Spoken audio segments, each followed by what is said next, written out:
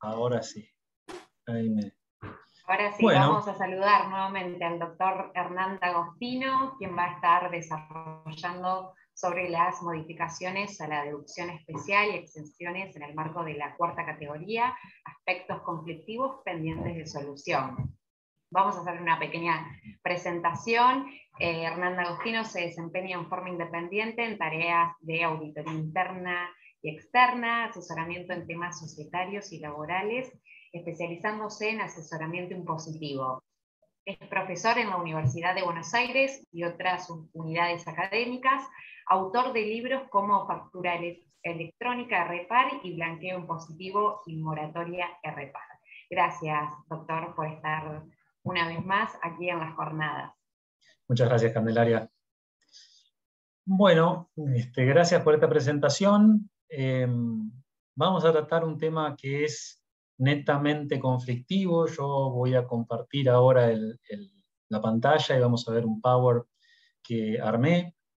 Este Power fundamentalmente lo que tiene es que por ahí tiene mucho texto copiado de la ley, pero porque lo quiero leer, ya que está tan enrevesada la forma en que han ido desarrollando estos temas, que si hacemos un análisis que no sea muy puntual sobre el texto de lo que estamos analizando, nos podemos llegar a pasar temas por encima.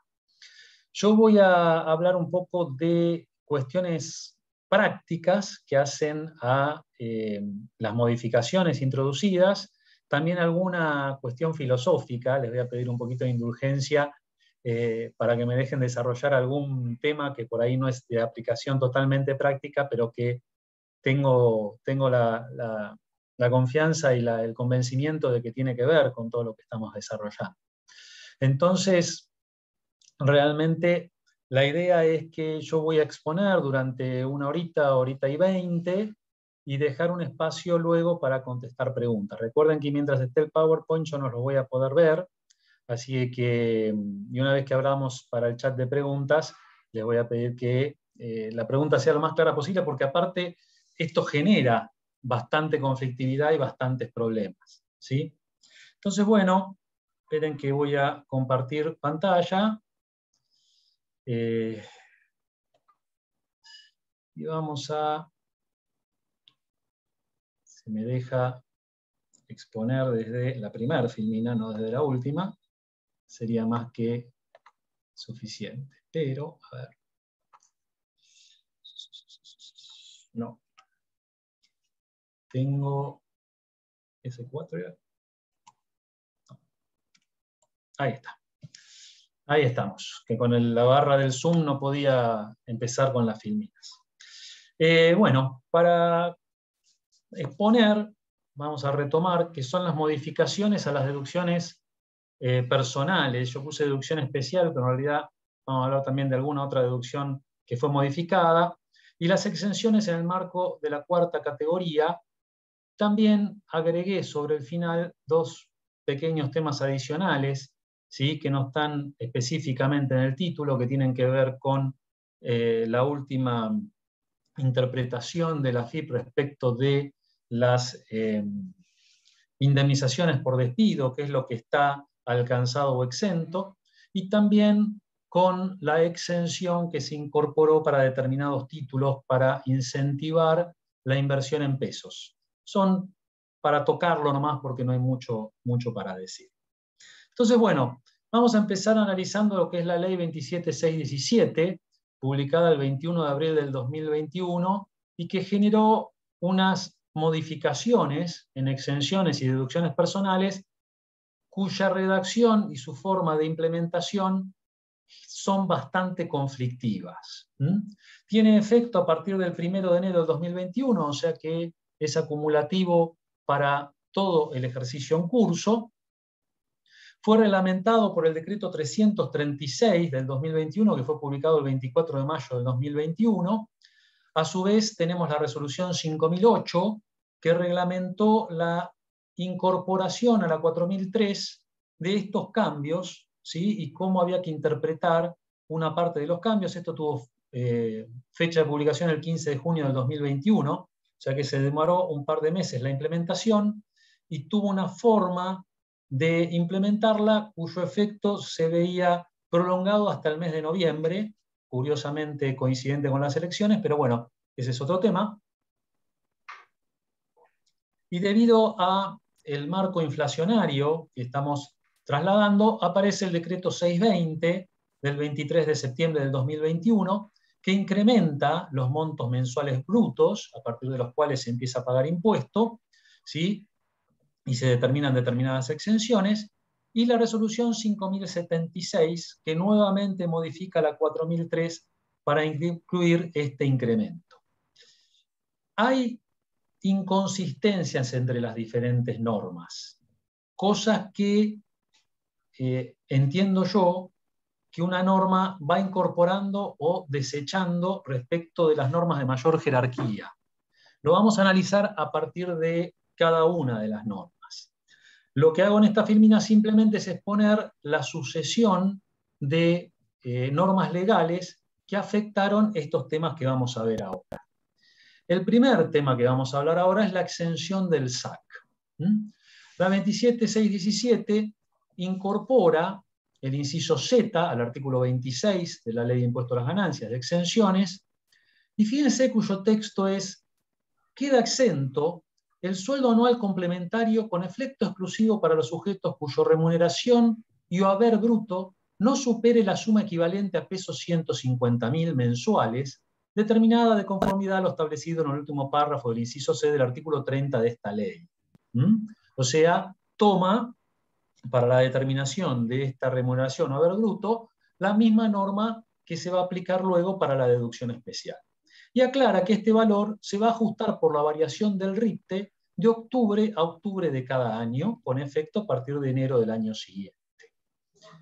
Ahora, fíjense este texto, una particularidad, que es que en el texto de la ley me dice que el sueldo anual complementario va a estar exento para los sujetos cuyo sueldo sea tal. No hay ningún condicionamiento ni tope a esa exención en la ley. ¿Ok? O sea, esto es muy importante porque después vamos a ver que el decreto, a mi juicio, en forma ilegal, topea esta exención cuando la ley no dice nada. ¿Ok? O sea, la ley me dice, cumplís el requisito, el monto del aguinaldo está exento. ¿Ok? Luego el decreto 620 va a incrementar el monto a 175.000 para los haberes devengados a partir del 1 de septiembre de 2021, y acá empiezan los problemas. O sea, lo primero que tenemos que definir es qué se entiende por remuneración y o haber bruto mensual. El decreto 336/21 reglamenta esto e incorpora en el decreto reglamentario de ganancias el artículo 176.1, donde se explica qué es o cómo se tiene que computar este haber o remuneración bruta. Porque es fundamental para poder aplicar la exención saber cómo se computa esto. Y el 176.1 dice, entiéndese por remuneración bruta, todo lo que es negrita es mío, no está en la norma, a la suma de todos los importes que se perciban mensualmente en dinero o en especie, cualquiera sea su denominación, tengan o no carácter remuneratorio, y estén grabados, no grabados o exentos por el impuesto. El único concepto que no debe considerarse es el sueldo anual complementario. ¿Sí? O sea, nosotros leemos esta definición y me queda claro que cualquier cosa que reciba, ¿sí?, el empleado debe considerarse para determinar la remuneración o haber bruto. ¿Sí? Fíjense que me habla de ingresos en dinero o en especie, grabados, no grabados o exentos. O sea que acá ya tenemos un primer problema, que es que hay que hacer un cálculo paralelo para saber cuál es la retribución bruta, que está por fuera de la mecánica del cálculo de la retención de impuesto a las ganancias y de la exención.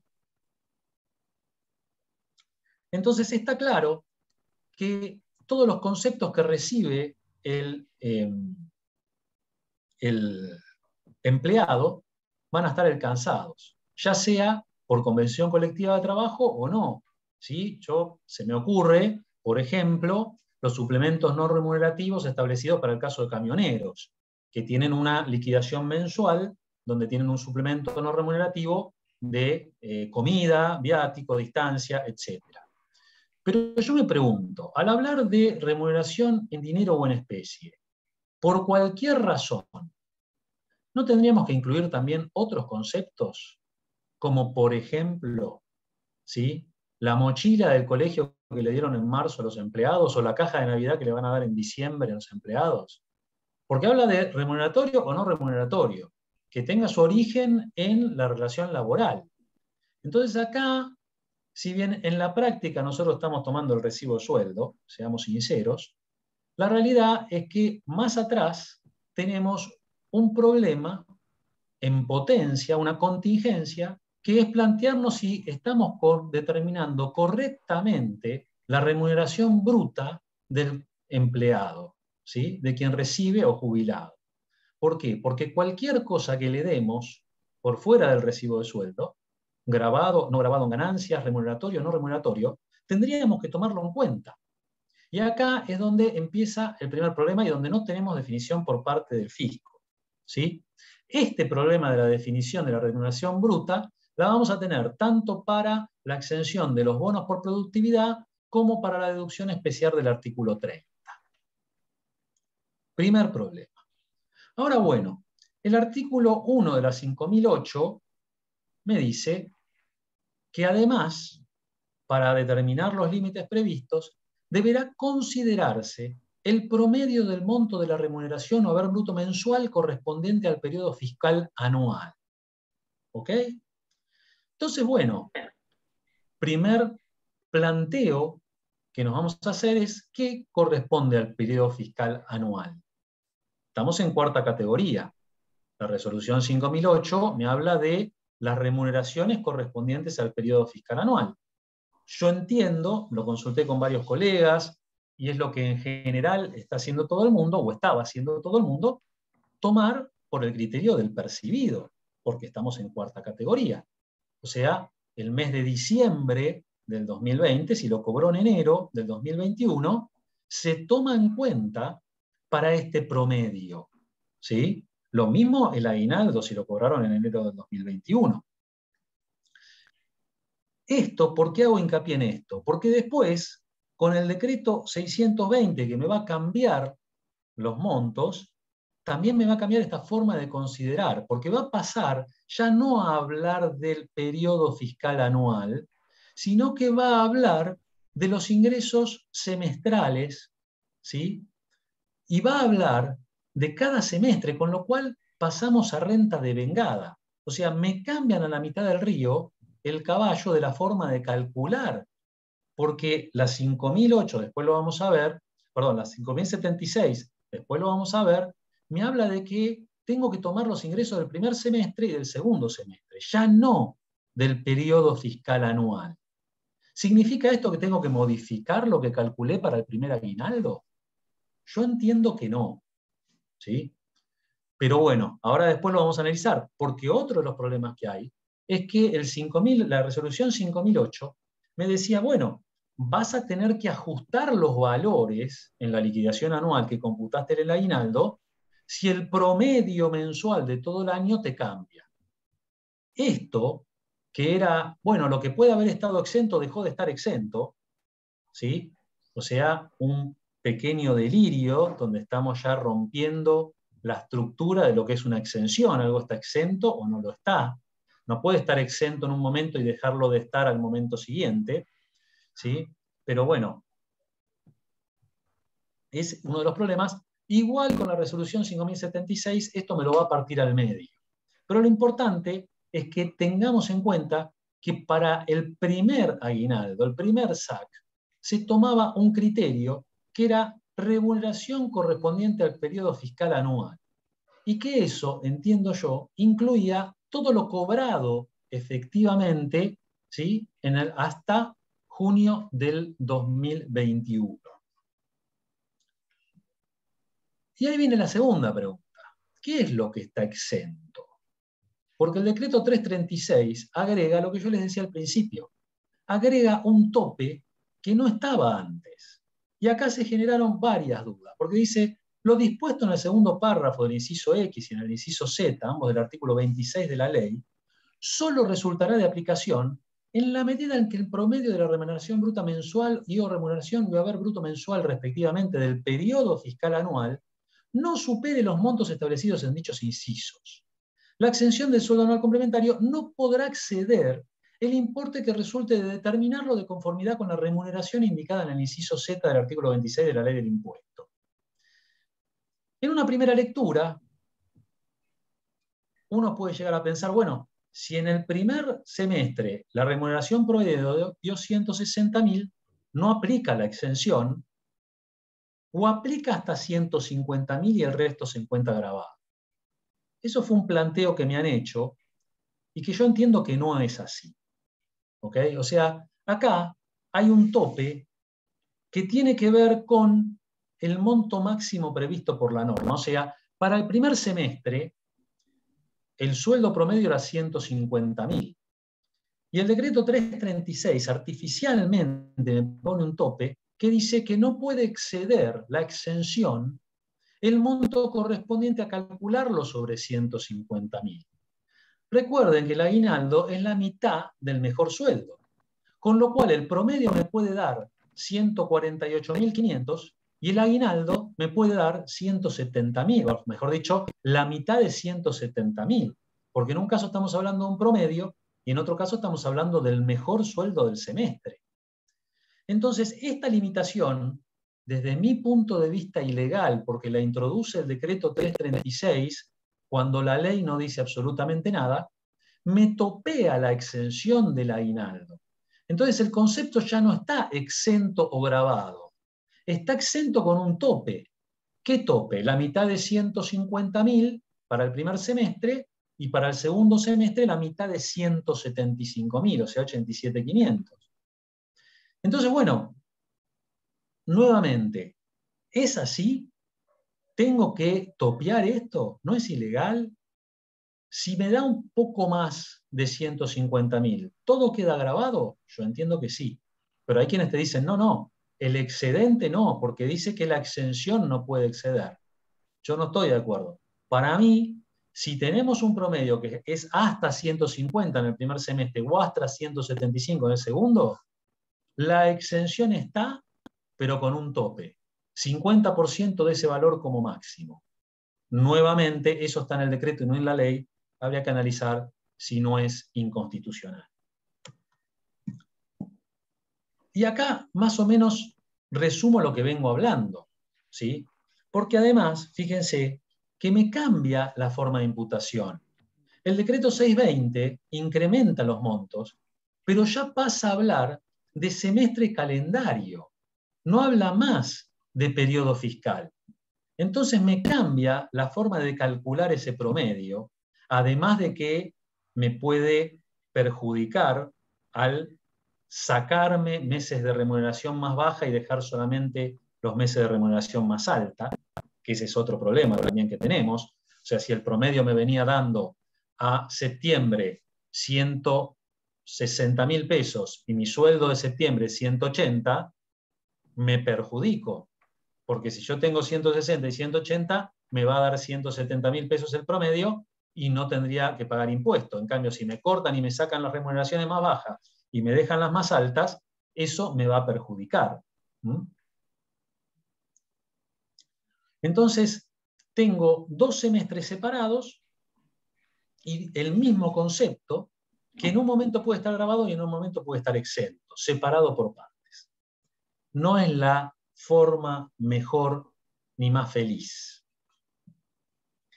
Y acá también quiero resaltar otro problema, que es que el decreto 336 incorpora al decreto reglamentario de ganancias el 176.2, haciendo responsable al agente de retención del adecuado cumplimiento de las disposiciones de la ley de impuesto a las ganancias.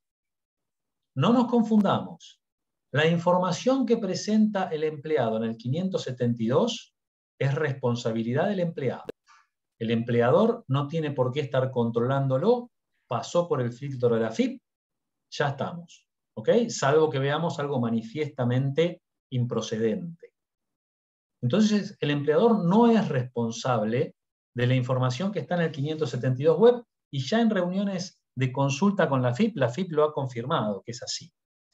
Pero esto que nos incorporan es un problema grave, porque si yo tengo serias dudas sobre cómo liquidar, o cómo ajustar, o cuál es la base imponible, ¿cómo puedo ser responsable de una adecuada liquidación? ¿Se entiende? Cuando veamos el artículo 30, yo voy a incorporar unos problemas que no están en la filmina porque no me atreví a ponerlo ahí, ¿sí? Para que queden en la grabación, pero no en las filminas, en el material, que van a determinar que es un flan lo que estamos haciendo. Muy difícil estar seguro que lo estamos haciendo perfectamente bien. Muy difícil que alguien lo pueda controlar. Entonces, el problema de ser responsable de estar aplicando bien una norma que no es clara es grave, no es menor. Entonces, bueno, tenemos que tener presente esto. Y por último, para cerrar el tema del SAC, no nos olvidemos que la 4003 no eliminó la obligación de sumar el 8,33% mensual, ¿sí?, a la liquidación mensual de sueldos. No tiene que ver con la determinación del promedio. Promedio va por otro lado. La 4003, recuerden, me decía, bueno, mensualmente, a los sueldos que vas a computar, sumale el 8,33, que ya rompía con la norma de imputación de la ley de impuesto a las ganancias, porque me transformaban en la imputación por devengado, algo que la ley dice que va por percibido.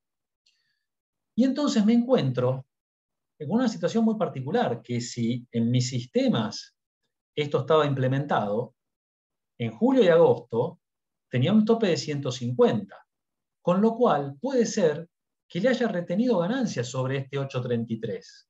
Y a partir de septiembre esté por abajo de 175.000. Y por lo tanto no tendría que haberle retenido en el segundo semestre. ¿Sí? ¿Se entiende? Entonces la pregunta es, ¿qué teníamos que hacer con esa retención de más? ¿Devolvérsela? ¿No devolvérsela? ¿Esperar a la liquidación anual? ¿Ver si el promedio del semestre después subía y entonces, como tenía que retenerle, estaba bien que lo hubiera retenido, pero no le estuve reteniendo a partir de septiembre, octubre, noviembre, hasta que le aumentó el sueldo? ¿Entienden que hasta eso, esa normativa, me complejiza y no me da seguridad de que estoy haciendo las cosas bien? Entonces, la responsabilidad que me carga el decreto reglamentario hoy, como liquidador, es excesiva. Pero bueno, lo tenemos que hacer igual.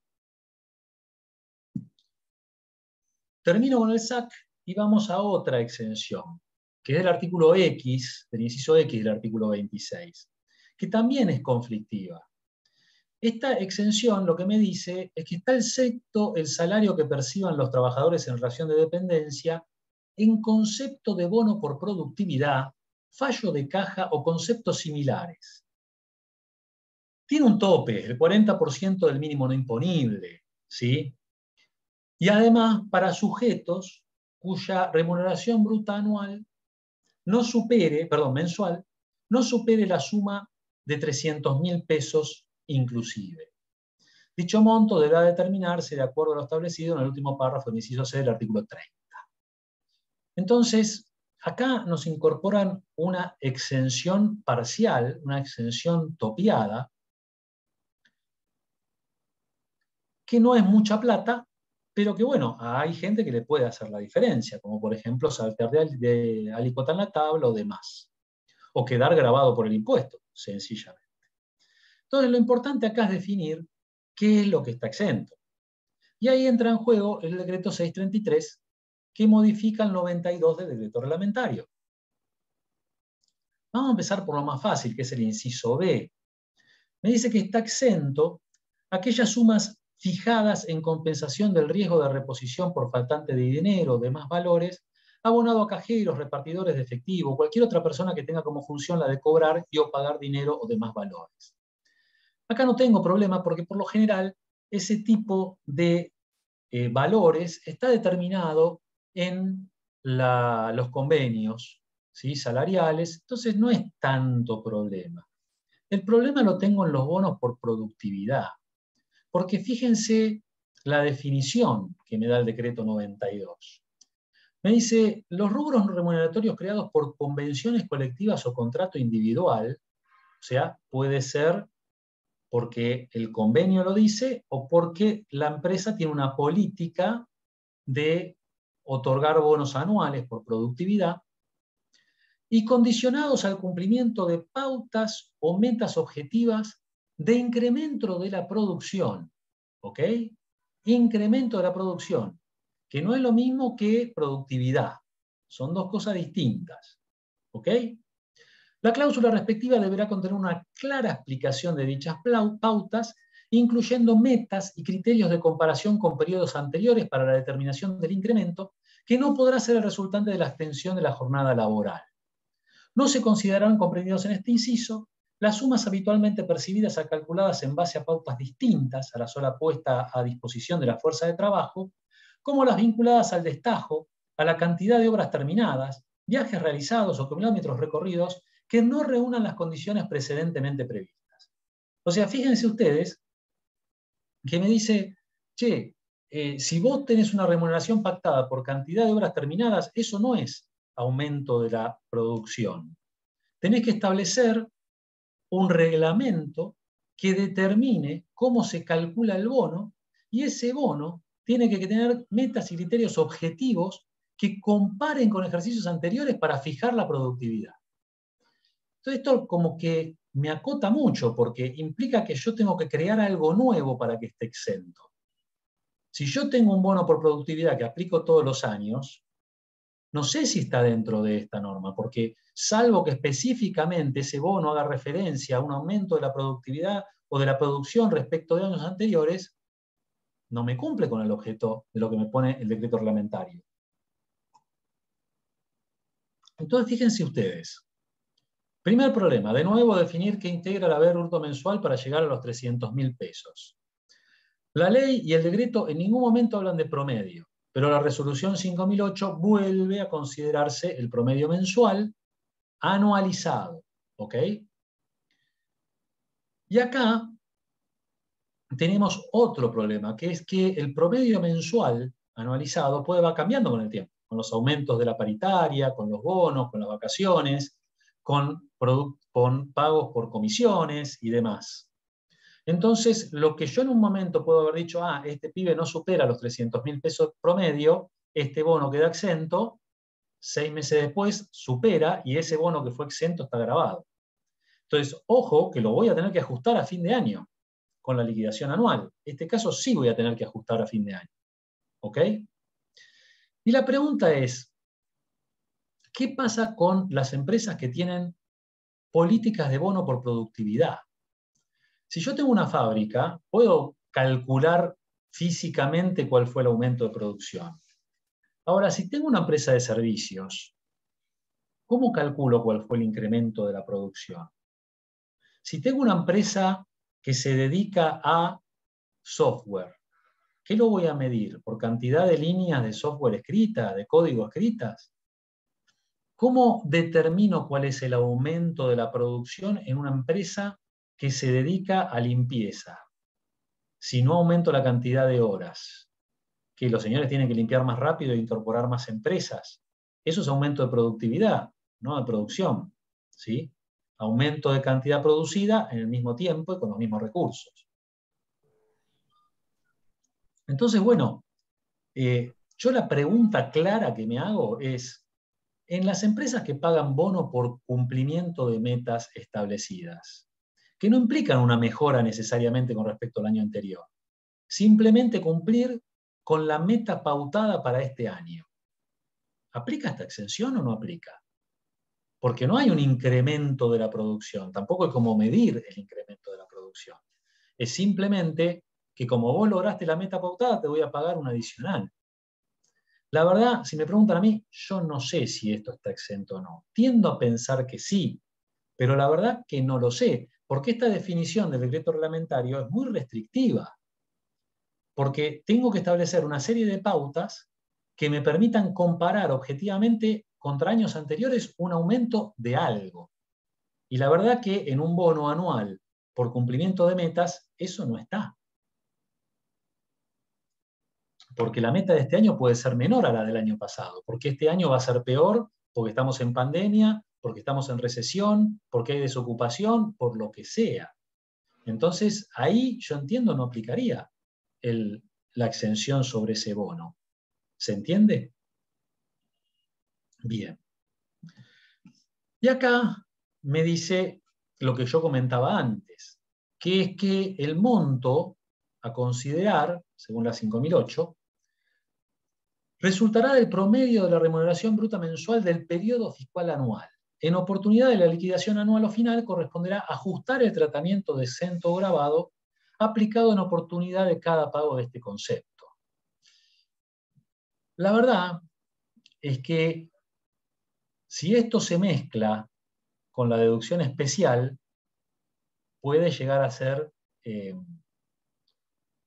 con un efecto neutro, la del artículo 30, o puede llegar a ser conflictivo, porque podemos llegar a tener un problema, si estos montos son significativos, de imposibilidad de retención.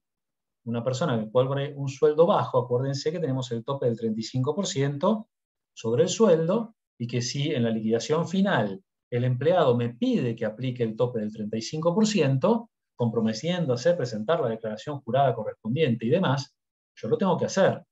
Entonces nos tenemos que asegurar, en estos casos, que el empleado me presente correctamente la nota solicitando que aplique el tope del 35% en la liquidación final anual para no tener problemas con alguna inspección y que no me caiga la responsabilidad por no liquidar correctamente el concepto. Y acá vamos a empezar con las deducciones personales. ¿Sí? Esperen un segundo, voy a conectar la computadora. Ahí está. Está quedando sin batería. Entonces, esta no es conflictiva, fundamentalmente, porque la ley incorpora a la unión convivencial y la pone al mismo nivel del cónyuge. ¿Ok? Entonces, la primera duda que surgía era cómo cargamos la unión convivencial en el CIDADI. Bueno, teníamos esta consulta frecuente con el número de identificación 261-44481, que me decía que hasta tanto esté modificado el CIRADIG, lo informemos como cónyuge en parentesco. Bueno, yo chequeé hace un par de días atrás y ya está disponible la posibilidad de informar que se trata de un conviviente, de una unión convivencial, y no del instituto se llama sociedad conyugal. Ahora bien, ¿cómo acredito que hay unión convivencial? Porque acuérdense que la ley habla de los integrantes de una unión basada en relaciones afectivas, de carácter singular, pública, notoria, estable y permanente de dos personas que conviven y comparten un proyecto de vida común, sean del mismo o de diferente sexo, que se acrediten la forma y condiciones que a esos efectos establezca la reglamentación. Y en esta consulta, identificada con el número 261-44469, el fisco me dice, la deducción la vas a hacer efectiva a partir de que tengas la inscripción en el registro civil. O sea que sin inscripción en el registro civil no puedo argumentar que tengo una unión convivencial, a pesar de que el Código Civil me dice que transcurrido 2 años estamos en una unión convivencial, ya sea que la hayamos inscripta en el registro civil o no la hayamos inscripta en el registro civil. Entonces, independientemente de esto, la AFIP obliga, para poder computar esto correctamente, a que haya una inscripción en el registro civil para que a partir de ese mes podamos deducir el cónyuge, el conviviente.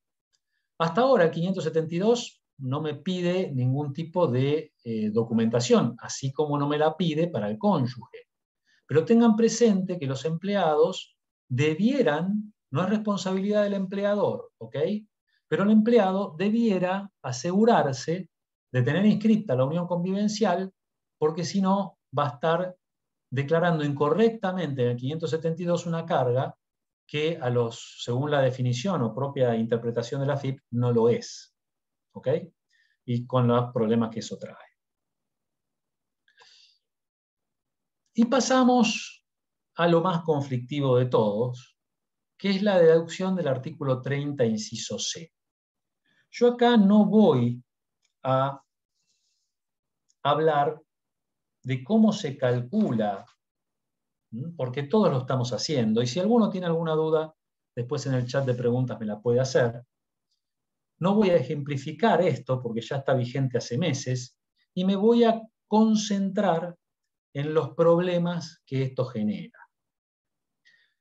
Tenemos dos rangos en el artículo 30. Primer párrafo, digamos, están en el mismo párrafo, pero diría la primera sección y segunda sección del tercer párrafo del inciso C del artículo 30. Primero, la ley habló de dos rangos, hasta 150.000 pesos. Tenemos que incorporar una deducción especial tal que la base imponible sea cero, una deducción adicional. Esta deducción adicional se calcula mensualmente. Ahora vamos a ver, la resolución 5008 estableció que el promedio, o sea, la remuneración mensual o el promedio, el menor de los dos, se va a computar, que esto es mensual, que la deducción adicional se agrega mensualmente y se va acumulando. El decreto 620 subió ese monto a 175.000 desde septiembre. La resolución 5076 también planteó esto y planteó que hay que tomar ese monto o el promedio a partir de las remuneraciones devengadas a partir de septiembre. O sea que acá tenemos un cambio radical porque hasta agosto hablábamos de los ingresos imputables al año fiscal y repito, por lo menos toda la gente con la que yo hablé y quien les habla, interpretamos que eso implicaba ir por lo percibido, o sea, aplicar las remuneraciones cobradas independientemente de qué mes se hubiesen devengado. A partir del decreto 620, eso cambia y me habla de las retribuciones a partir del periodo devengado septiembre 2021. Y después teníamos un segundo rango entre 150 y 173.000 desde enero, que fue llevado a entre 175 y 230.000 desde septiembre, con 280 deducciones diferentes, ¿sí? Cada 100 pesos, lo cual es una locura total. Entonces, bueno, esto es un problema, genera problemas de diferente tipo. Primero, la información del 572 web es presentada por el empleado, ¿sí? Y la primera pregunta que yo me hago es, si el empleado me presenta hoy una deducción que correspondía a enero del 2021, o sea, me carga hoy todos los aportes a la prepaga, que los puedo computar mensualmente. ¿Eso significa que tengo que rectificar todas las posiciones que hice hasta hoy? Si el empleado hoy me informa que tiene pluriempleo y me carga los sueldos de enero hasta hoy, ¿qué significa? ¿Que tengo que rectificar todos los cálculos que hice mes por mes para poder determinar cuál es el importe de esa deducción adicional que voy a ir sumando con posterioridad? Si ese empleado que al informarme el pluriempleo me cambia de rango y entonces ya el promedio no me da por abajo de 150, me da por arriba de 150. Entonces computé deducciones de más y no le retuve.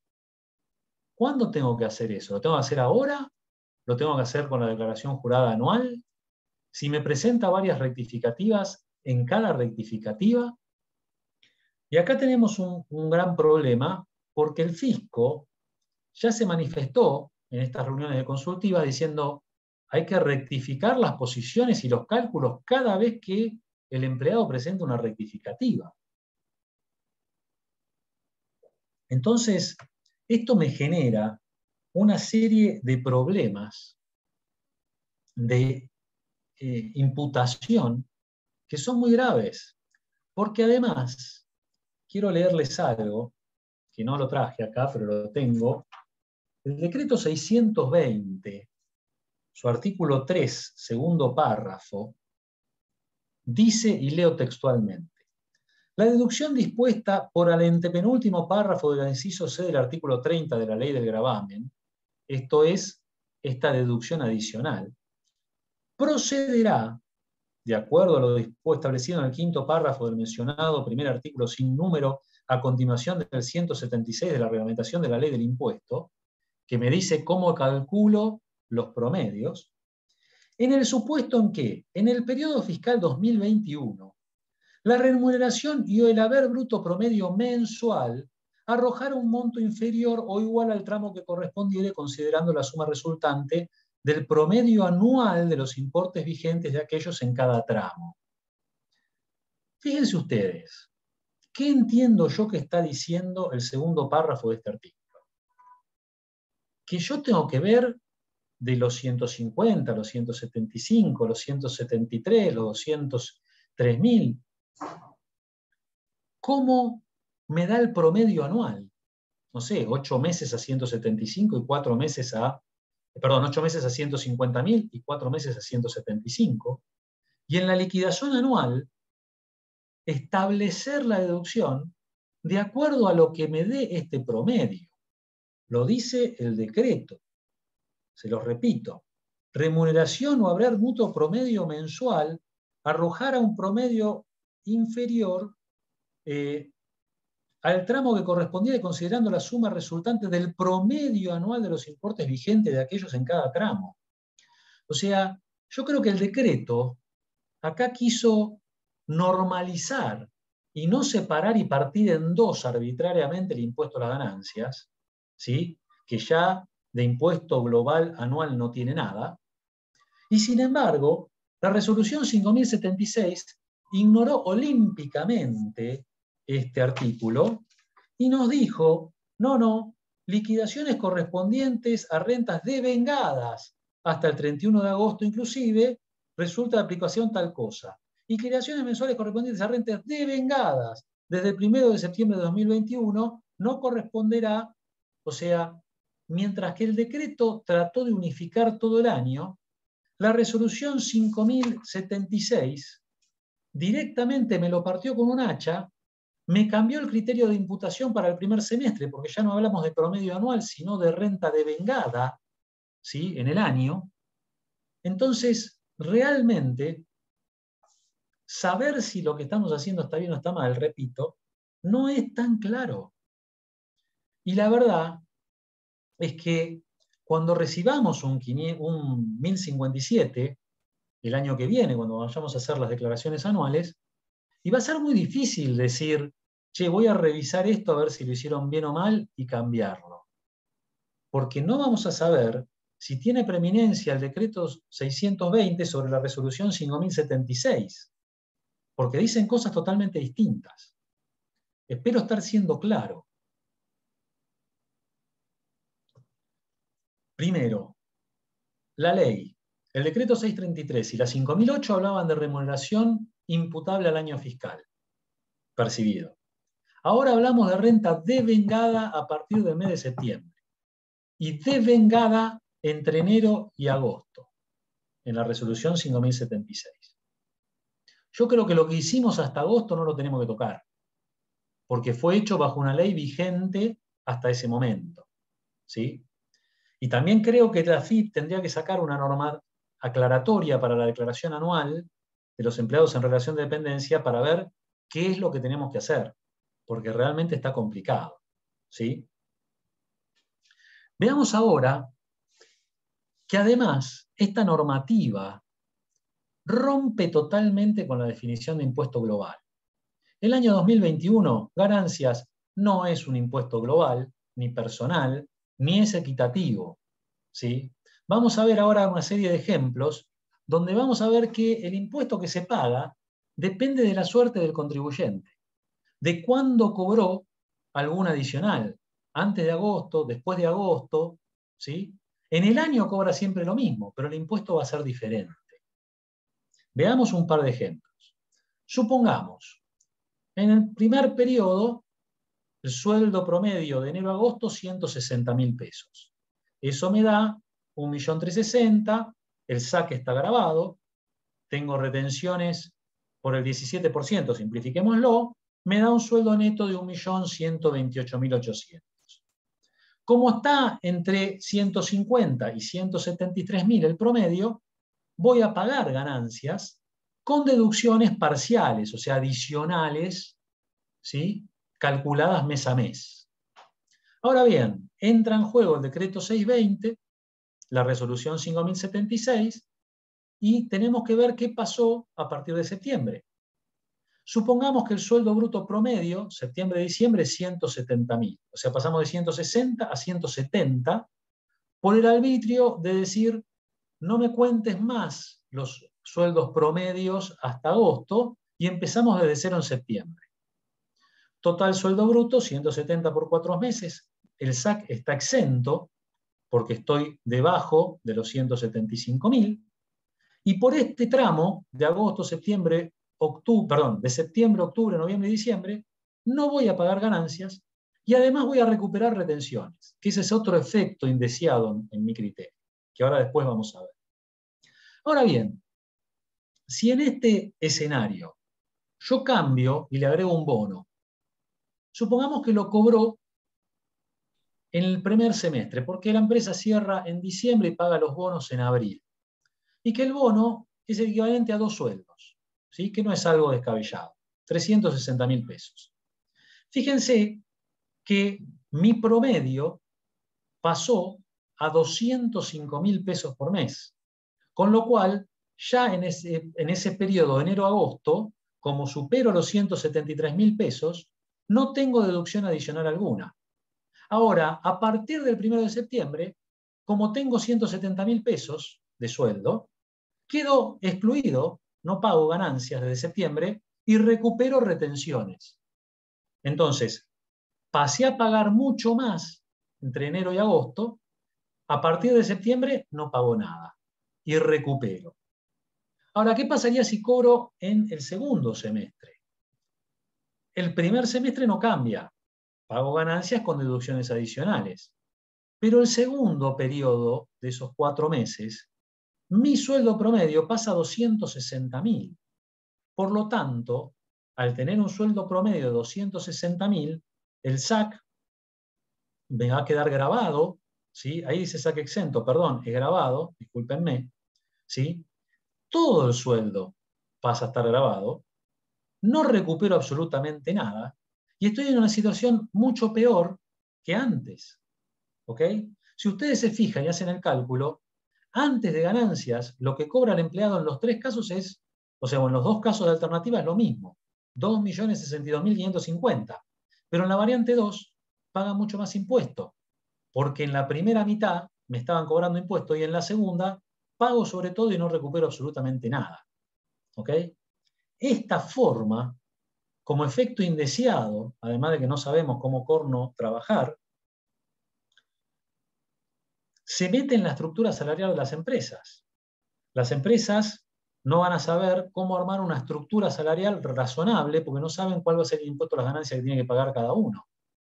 Y va a terminar teniendo gente que cobra el mismo sueldo, pero que en la mano es totalmente distinto. Además de que, algo que no dije hasta ahora, pero que me pareció obvio desde el primer momento, el tipo que cobra más de 203.000 pesos empieza a pagar mucho antes de los 175.000, ¿ok? O sea, empieza a pagar en los 80.000 y pico, ¿ok?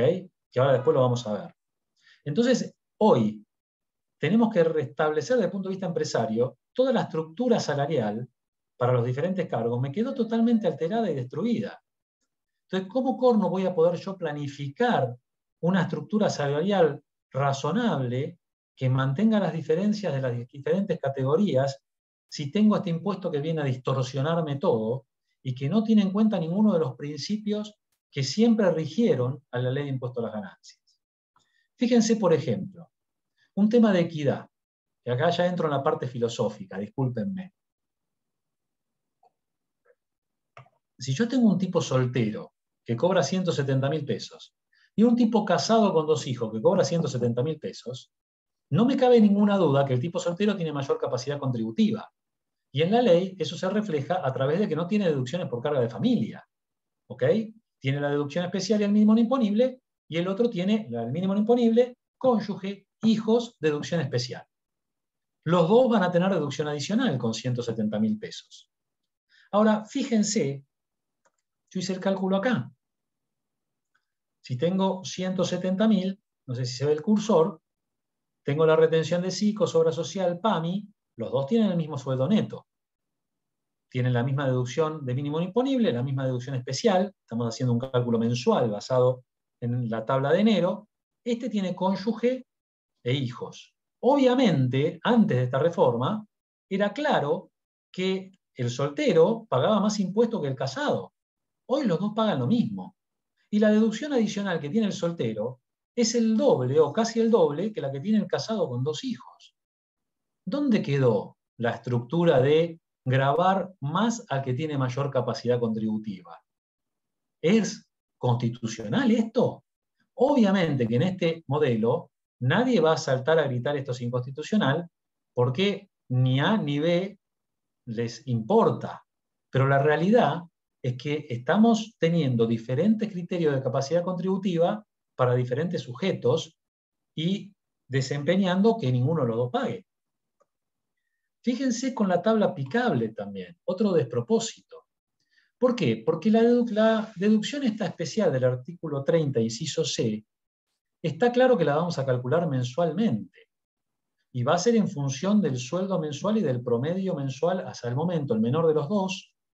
Y ese mes vamos a poner un valor. Pero después me dice, ojo, que esas deducciones se acumulan en los meses siguientes y no se van a ajustar en la declaración jurada anual.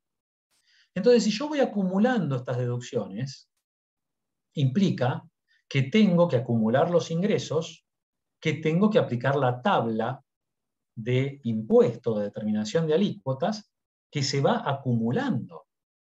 Entonces, fíjense, yo les voy a traer acá un ejemplo real, es una empleada de un cliente mío, donde en junio determinamos, con la aplicación de la modificación de la ley y de 5008, que su impuesto determinado tenía una deducción especial adicional de 183.000 pesos, que su impuesto determinado a 12.000, le habíamos retenido 53, le teníamos que devolver 41.000 en cuotas hasta noviembre. Al mes siguiente, mismo sueldo, tiene una deducción adicional que lleva de 183 a 210, impuesto determinado menos la retención, me da que le tengo que retener esto, menos lo que le tengo que devolver por los meses que estaban acá. Julio lo mismo, fíjense que la deducción adicional salta.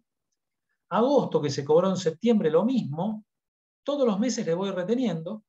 En septiembre, devengado septiembre, abajo de 175.000 pesos. La ganancia neta sujeta a impuestos, por lo tanto, acumulada, no va a cambiar, porque la deducción es tal que este mes sobre el mes de septiembre no le retengo nada. O sea, salto y tengo la misma ganancia. Pero al aplicar la tabla correspondiente a septiembre de alícuotas, me da menos impuesto que lo que tenía antes y me da que le tengo que devolver. O sea que esta persona, debido a esta forma, a mi criterio, digamos, deficiente de establecer las deducciones, todo lo que le retuve se lo voy a ir devolviendo, porque me partieron en dos artificialmente el ejercicio, me dejaron de lado los promedios, me ponen deducciones mensuales, o sea, todo un despropósito que rompe toda la estructura del impuesto a las ganancias.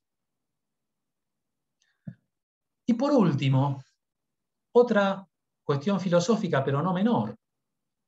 Un sujeto que tenga que hacer la declaración jurada del 2021, el año que viene, que tenga rentas de otras fuentes, ¿tiene que mantener las deducciones adicionales de cuarta categoría o no? Fíjense ustedes, ¿es razonable que un empleado en relación de dependencia que tiene ingresos de otros tipos tenga una deducción adicional que tipos que trabajan en relación de dependencia con el mismo ingreso no tienen? Termina agravando más que proporcionalmente al tipo que vive de su sueldo respecto de otro que vive de su sueldo con un sueldo menor que complementa con alquileres, intereses y demás. Fíjense, yo les pongo acá, no respeta el principio de beneficiar rentas ganadas sobre las otras, que eso es una deformación de dar clases en la facultad. Discúlpenme, pero es así. No sé, o sea, la deducción especial, cuyo objetivo era que el tipo que vive de un sueldo pague menos impuestos que otro que vive de otras cosas, se desfigura. Yo les planteo el siguiente caso. Sujeto A, renta 150 enero-agosto, 175 septiembre-diciembre. O sea, el caso más extremo. No paga impuesto a las ganancias, ¿sí? Porque siempre está por debajo de los montos previstos en el decreto 633 y 620. Señor que cobra 175 enero-agosto, no le retuve nada, 190 septiembre-diciembre. ¿Por qué? Me cortaron el promedio y el sueldo de septiembre es mucho superior al promedio que venía arrastrando hasta agosto. Este señor va a tener 175.000 por 8,5 más 190.000 por 4,5. ¿Sí? Va a tener retenciones, sueldo neto, mínimo no imponible, deducción especial, deducción adicional, base imponible, impuesto determinado. ¿Sí? Ahora, al primero le sumamos 360.000 pesos de alquileres y calculo el impuesto sobre los 360.000 pesos de alquileres netos. Me da 45.000 pesos de impuesto. El ingreso total, los 604 más los 360, me da 964.000. Muy parecido al ingreso total del empleado. Y sin embargo, el empleado en relación de dependencia termina pagando casi 4 veces el impuesto que el otro. ¿Cómo funciona esto? Este que vive de rentas paga menos impuestos que este que vive de su trabajo, solo porque tiene un sueldo mayor. No tiene mucho sentido. Se rompe, les repito, con toda la estructura esta. No me parece algo que sea equitativo o que ayude a que el argentino viva mejor. Bien, hasta acá con las modificaciones de la 27.617. Para terminar estos últimos 10 minutos, voy a comentar 2 modificaciones más. Una muy por encima, la de la 27.638, para no dejar de tocar que se modificó el segundo párrafo del inciso H del artículo 26, que habla de los intereses exentos, para incorporar como exento los intereses o rendimientos provenientes de la colocación de capital en instrumentos emitidos en moneda nacional destinados a fomentar la inversión productiva, que tiene su aplicación para el periodo fiscal 2021, que fue reglamentado por el decreto 621, que introduce el artículo 80.1 del decreto reglamentario de ganancias. ¿Qué dice esto? Bueno, los títulos tienen que ser colocados por oferta pública con la utilización de la CNB. Si son elegibles o no, lo tiene que disponer el Poder Ejecutivo Nacional a través de la AFIP. Que estén destinados al fomento de la inversión productiva en la República Argentina, ya sea por inversión o financiamiento directo o indirecto en proyectos muy amplios, los proyectos que plantea el artículo 80. Y dice, según la reglamentación de la CNB y de la AFIP, siendo la AFIP la encargada de publicar un listado en el que taxativamente se va a determinar qué instrumentos están dentro de esta exención. Estamos a 28 de octubre, si no me equivoco. ¿Vamos a llegar para tener un listado de estas inversiones productivas, de saber lo que está exento o no? ¿Vamos a llegar a que esto tenga efectos en el año 2021? No creo, tampoco le veo mucha posibilidad a la coyuntura para que le dediquen tiempo a esto. Pero bueno, tengamos presente que esto existe, que es aplicable para el año 2021 y que en algún momento sabremos cuáles son los instrumentos cuyos intereses van a estar exentos. Ojo que habla de intereses, no resultado de compraventa, solo intereses. Y por último, la circular 4 del 2021, que viene a aclarar algo que ya estaba más que tratado, y que creo yo que lo que viene es a complicar un poco todo, porque toma en base a los fallos Negri de Corte Suprema, gratificación por cese, por común acuerdo entre las partes, fallo de Lorenzo, que tiene que ver con la maternidad, la indemnización agravada por maternidad, y el fallo Cuevas, que tiene que ver con estabilidad gremial. Y en base a esos tres fallos y a la incorporación en la ley de impuesto a las ganancias, que la indemnización para aquellos empleados que desempeñen cargos directivos o ejecutivos de empresa, la indemnización va a estar grabada y no está en la exención del artículo 26. Esto lo tenemos en el artículo 82, segundo párrafo de la ley de impuesto a las ganancias. Y además me diferencia entre lo que es indemnización o gratificación originadas en la desvinculación laboral de otros conceptos que se abonan al momento de la desvinculación laboral.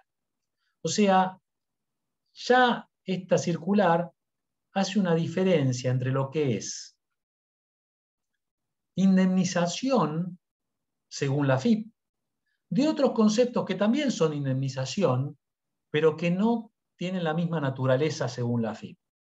Porque ahora vamos a ver que me dice lo siguiente, en definitiva.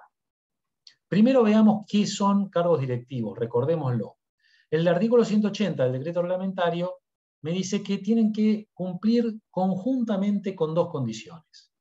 Haber desempeñado en forma continua o discontinua en los últimos 12 meses anteriores a la fecha de despilo cargos en directorios, consejos, juntas, comisiones, dirección, órganos societarios, posiciones gerenciales que involucren toma de decisiones, ejecución de políticas, y además la remuneración bruta mensual tomada para la indemnización tiene que superar 15 veces el salario mínimo vital y móvil.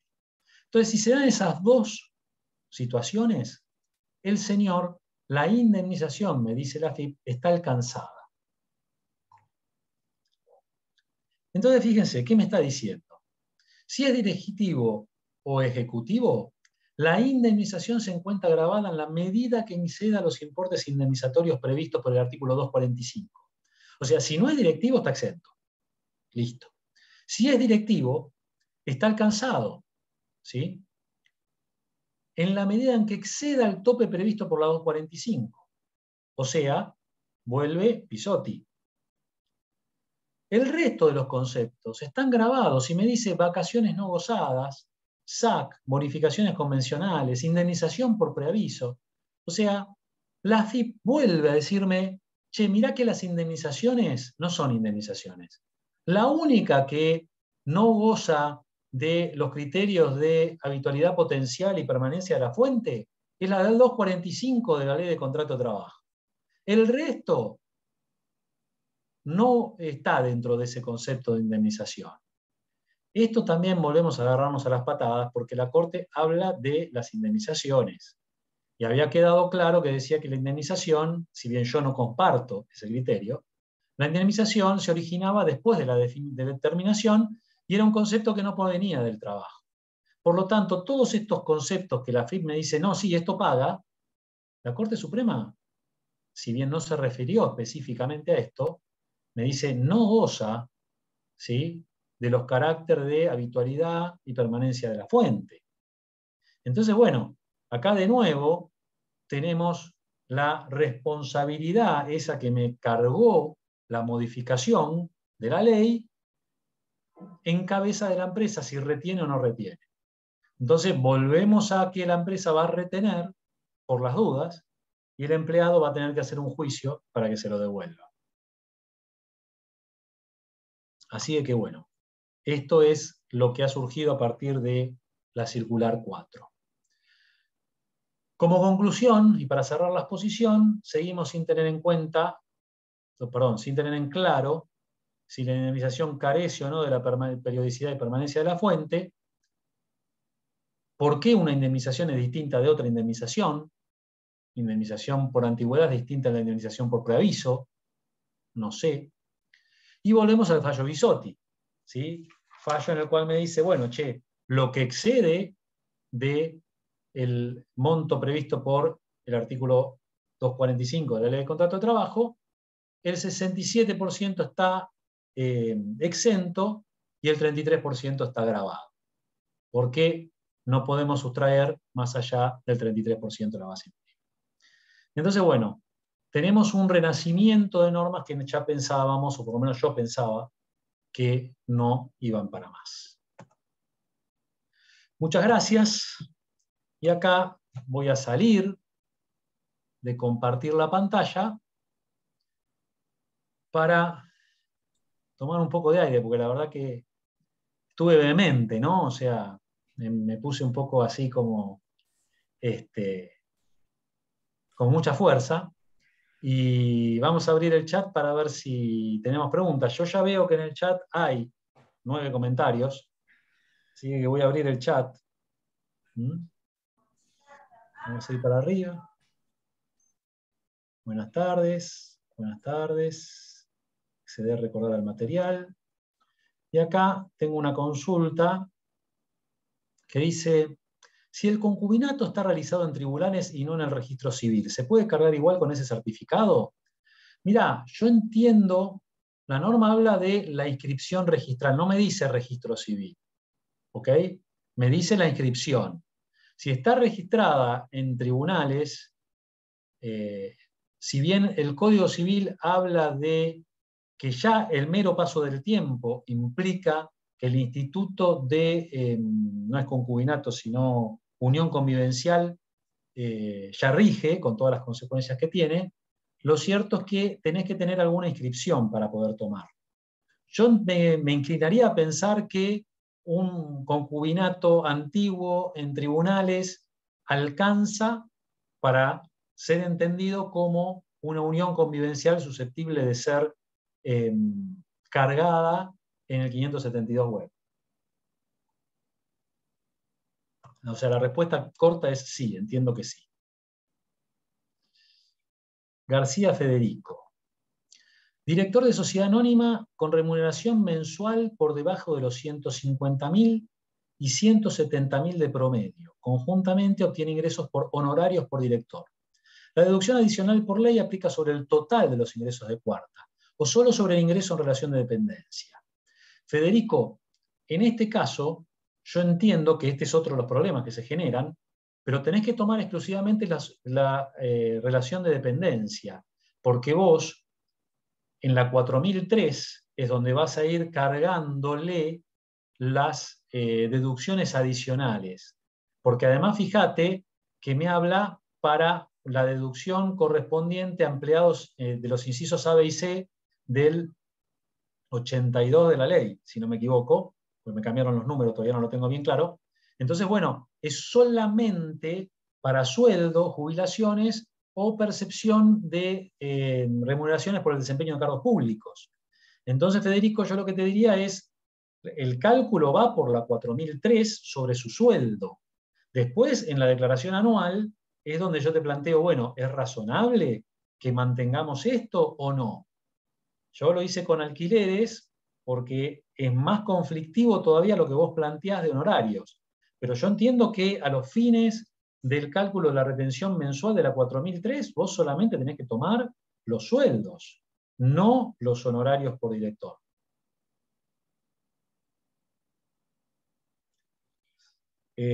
Bueno, Marín ya la consulta del concubinato realizado en tribunales ya la había visto y ya la había contestado. No me digan que no tienen más preguntas. De nada, Federico. Dudas sé que tienen un montón. Por eso pregunto si hay alguna pregunta y no si hay dudas. Y dudas hay muchas, ¿eh? Me imagino. Bueno. O sea, en realidad yo vine a compartir mis dudas, no vine a darles la solución de nada, ¿no? Eso está claro. En esto se hace lo que se puede. Y yo te digo, Pedro, que me asustó mucho el tema de la responsabilidad empresaria de nuevo que han agregado en el decreto, porque con esta normativa, sobre todo, y esto es una infidencia, en las reuniones de consulta, en los espacios de consulta, vieron que uno les manda las preguntas antes y después ellos contestan.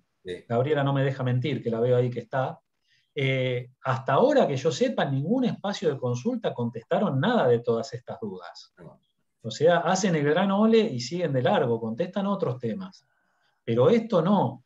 Y cuando llegue la declaración anual, ¿sí? En abril del año que viene, y ahí nos vamos a tener que agarrar, porque hoy venimos más o menos piloteándola, pero cuando haya que hacer la declaración anual, no sé mucho de qué nos vamos a disfrazar.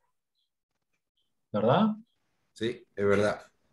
Y la verdad que sí, es verdad. Y, o sea, si bien se han enviado, nunca las eligieron esas preguntas. Se puede hacer una consulta en especial, o sea, listarlo y hacer una presentación especial de esas consultas. Tal vez nos respondan. Tal vez nos respondan. Te invitamos, si querés hacer un borrador. Bueno, te hago un Hacelo. borrador y te lo mando, no hay problema, porque la verdad que creo que eso nos va a ayudar a todos, ¿no? Claro. Sí, por lo menos empezar con tiempo a consultarlo, claro. ¿no? Para que no llegue a último momento la duda. Tal cual, tal cual. Acá hay un par de consultas que entraron por el chat. Ana del Río me dice, lo preocupante es que la FIP legisla por las consultas de los profesionales, es muy preocupante. Sí, sí. Recordemos que acá, o sea, yo soy muy duro con la FIP siempre, pero no dejemos de reconocer que los tipos que asesoran y que saben dentro de la FIP muchas veces hacen las cosas bien y después no les dan bola y publican lo que políticamente quieren publicar. Entonces, a veces la FIP legisla políticamente, y ahí sí le doy la razón a Ana del Río, pero porque no los dejan hacer otra cosa. Ojo que la honestidad vale, o sea, yo creo que hay que ser justos también.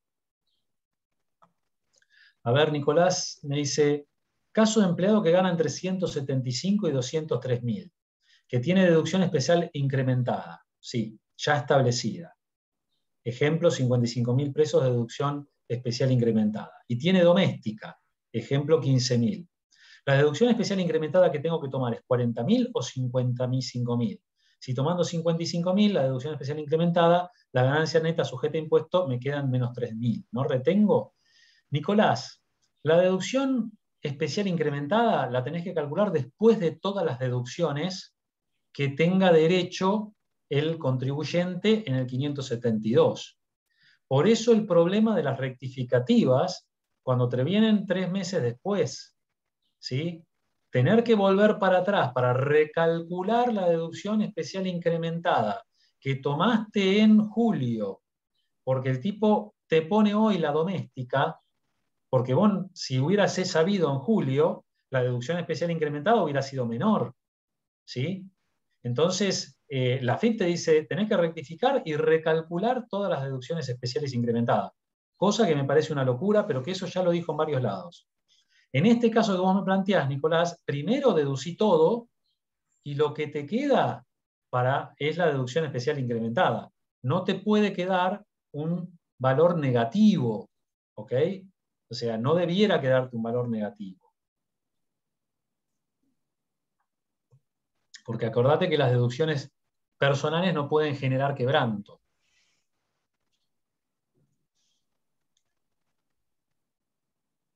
Que ese es también otro problema, ¿no? O sea, cada vez que vayamos a hacer un recálculo va a ser un problema realmente.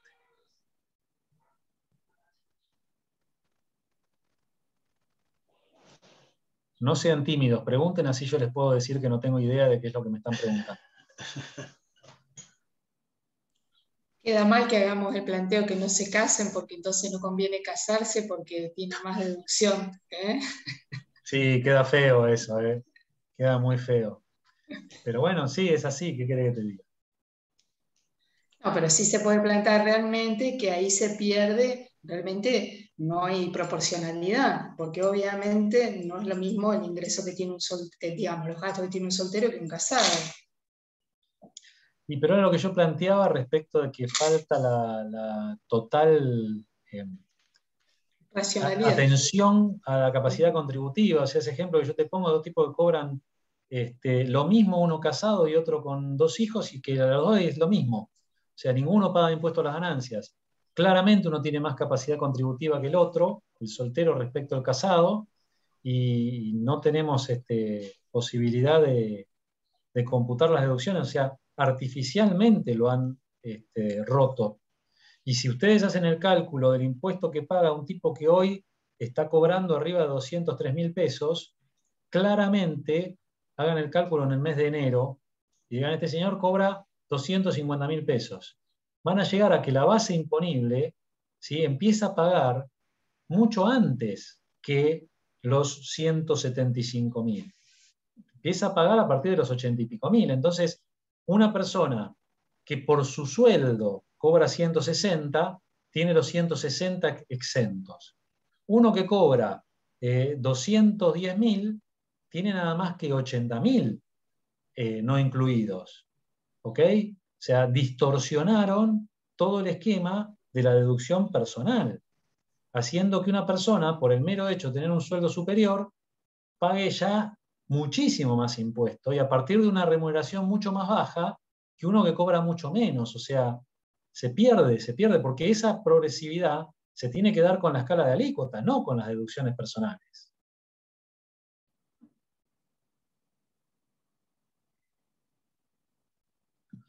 O sea, cuando mucha gente dice, no, hay que subir los mínimos no imponibles porque hay gente que paga mucho impuesto, en realidad la escala está mal diseñada porque enseguida llegamos al 35%. O sea, no puede ser que un empleado que cobra, no sé, 230.000 pesos por mes esté en la escala del 35%, igual que uno que cobra 1 millón por mes. O sea, no tiene sentido esa escala. Ahí es donde tenés que darle la progresividad al sistema y que el tipo que gana poco pague poco impuesto y el que gana mucho pague mucho impuesto. Yo no digo llegar a las progresividades así leoninas que tienen países europeos, yo qué sé. Yo siempre pongo como ejemplo Gran Bretaña, ¿no?, donde ustedes pasan de escalón y toda la renta pasa a gravarse por la alícuota del escalón siguiente, que es el doble que el anterior. O sea que realmente pasarme de un determinado tope implica que paso a cobrar mucho menos porque la alícuota grava todo, no es como por escalones como acá. Eso me parece hasta leonino, si no quiero eso. Pero sí tendría que tener mayor progresividad el impuesto a las ganancias de lo que tiene.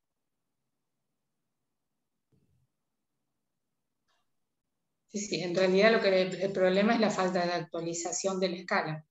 Totalmente. Si uno tomara la escala y realmente la ajustara por inflación durante todos estos años, llegaríamos a valores muy diferentes y a otra progresividad. Totalmente, totalmente. Bueno, lo planteamos en el borrador, Hernán. Vos empezalo. Una pregunta. Sí. Una pregunta. ¿Hay probabilidad de que antes de fin de año esto cambie y se regularice, digamos, normalice como venía antes? O sea, para que sea todo más equilibrado y progresivo. No creo, Eduardo, no creo. Por el año 2021 seguro que no. Porque vos fijate que lo están exponiendo como un gran logro y un gran beneficio para la gente y no lo van a ir para atrás. Es como, vos fijate lo que pasó con la exención de horas extras. Cuando ese proyecto entró y se aprobó y automáticamente dijeron, gracias a la gestión nuestra, las horas extras están exentas, y nosotros sabemos que no están exentas las horas extras. Y eso no volvió para atrás nunca. ¿Por qué? Porque en realidad es una cuestión política, no es una cuestión técnica. Si no, este engendro no hubiera salido nunca. Pero yo digo, manteniendo lo que se pretende, pero simplificar todo este tema es muy complejo y se agrava con todas las otras cosas. Yo no sé quién los legisladores o quién lo asesora, digamos, este engendro. Mirá, la impresión que tenemos con otros colegas es que la ley la hizo una persona, el decreto reglamentario lo hizo otro y la reglamentación lo hizo otro. Porque si vos te fijás, hay mucha inconsistencia entre cada uno. La ley dice una cosa, el decreto le mete un tope o establece algo diferente y la resolución lo ignora olímpicamente. Entonces yo creo que ahí hay no sé si una lucha política o qué, pero que hace que sea un esperpento, como vos decís, pero no creo que vaya para atrás esto. Por ahí en el 2022 va a quedar fijo, no va a haber este corte raro que hubo ahora, en septiembre, y entonces muchos de los problemas que yo enumeré no van a estar, como cambios en la forma de imputación percibido de vengado, o cambios en los promedios, ¿viste? Pero bueno, nada. No creo que este año haya algo así. No hay ninguna voluntad, creo yo. Jorge Flores, muchas gracias, muy claro. Gracias, Jorge.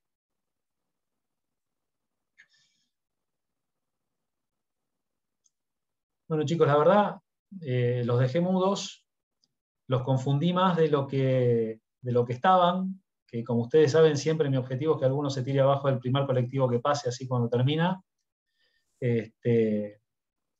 Y bueno, un orgullo y un placer siempre participar de lo que organiza el Consejo de Santa Fe. Muchísimas gracias, agradecemos la participación del doctor D'Agostino. Vamos a hacer un pequeño break y 18 horas volvemos.